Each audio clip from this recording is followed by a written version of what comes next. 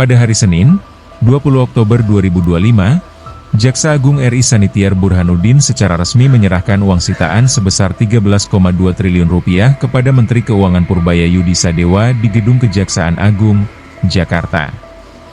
Penyerahan uang hasil tindak pidana korupsi ekspor crude palm oil, CPO, ini disaksikan langsung oleh Presiden Prabowo Subianto.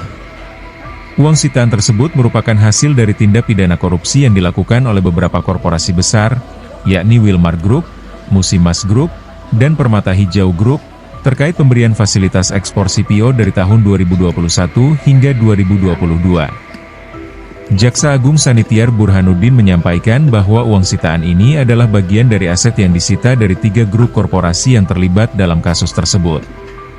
Ia menjelaskan bahwa uang itu akan diserahkan ke negara dan akan digunakan sesuai peruntukannya untuk perbaikan ekonomi nasional.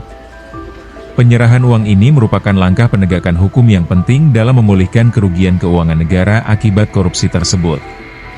Dalam acara seremonial ini, Presiden Prabowo tampak hadir dan menyaksikan secara langsung penyerahan uang sitaan tersebut. Ia menegaskan bahwa penegakan hukum harus tegas terhadap pelaku korupsi dan memastikan aset hasil kejahatan dikembalikan ke kas negara. Presiden juga menyatakan komitmennya untuk terus memperkuat pengawasan dan pencegahan tindak pidana korupsi di Indonesia. Uang sitaan ini ternyata sebagian besar berasal dari beberapa perusahaan kelapa sawit besar seperti Wilmar Group, yang menyetor Rp11,8 triliun. Selain itu, uang hasil sitaan dari Permata Hijau Group dan Musimas Group juga telah disita, dan proses pemulihan keuangan negara terus berjalan. Penyerahan uang ini disaksikan langsung oleh sejumlah pejabat tinggi negara dan diadakan di Gedung Kejaksaan Agung, di mana Presiden menyempatkan diri untuk melihat tumpukan uang yang menjadi barang bukti dari kasus korupsi terbesar dalam sejarah ekspor CPO tersebut. Acara ini menjadi salah satu momen penting dalam penegakan hukum dan pemberantasan korupsi di Indonesia.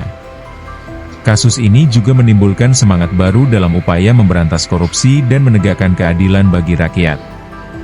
Pemerintah berharap bahwa langkah ini menjadi teladan dan motivasi bagi aparat penegak hukum dan seluruh masyarakat untuk terus berkomitmen melawan korupsi. Dengan uang hasil sitaan sebesar Rp13,2 triliun yang sudah diserahkan kepada negara, diharapkan dapat mendukung program-program pembangunan nasional, termasuk sektor pendidikan, infrastruktur, dan pemberdayaan ekonomi rakyat. Negara pun menegaskan bahwa penegakan hukum harus dilakukan secara transparan, adil, dan bertanggung jawab.